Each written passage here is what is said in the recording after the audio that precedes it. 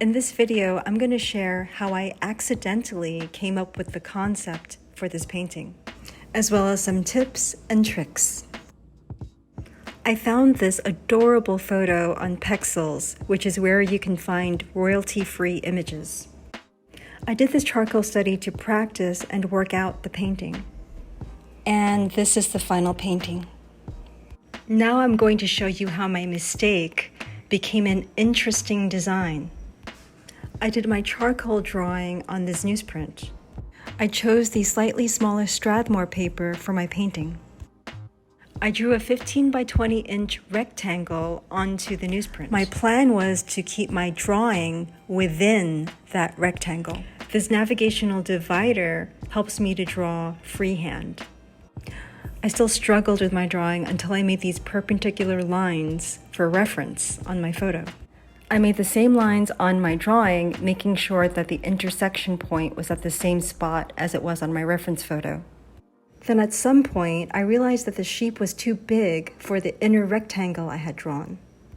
So I just let the sheep be bigger and extended his body down outside of the rectangle, which made him appear as if he were stepping out from the frame behind him. And then something started to dawn on me. And I scribbled these notes on the edge of my paper.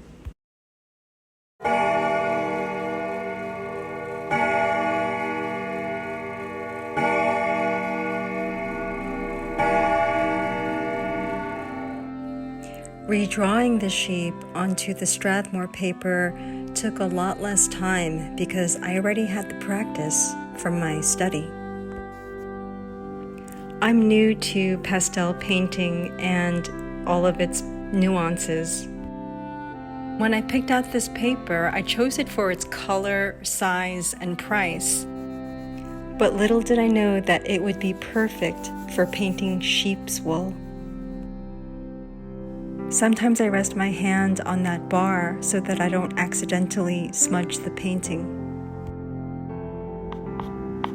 I hope you're learning some useful tips, and if you're enjoying this video, please subscribe.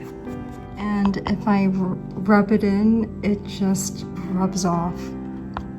I need to layer to get the brightness that I want. I'm starting to get into a groove here and enjoying it. I changed my mind about how I wanted the background sheep to look. Another good reason to do a study. And I finally chose something that I'm very happy with. This cluster of sheep are competing for food in the dark. And these sheep are busy grazing and don't seem to be interested in the light either. I had so much fun when I got to the ears and horns. I got to layer on colors, yellows, oranges, pinks, purples. I found a background photo on Pixabay and I flipped the image and changed the exposure and saturation so that it would match the lighting of my painting. I used a free program on my Mac called Pages. I also stretched the photo so that the mountain would line up with the curtain line above the sheep's head. I decided to continue the background image onto the curtain of the inner picture so that it looks like a veil between two worlds where the light is darker.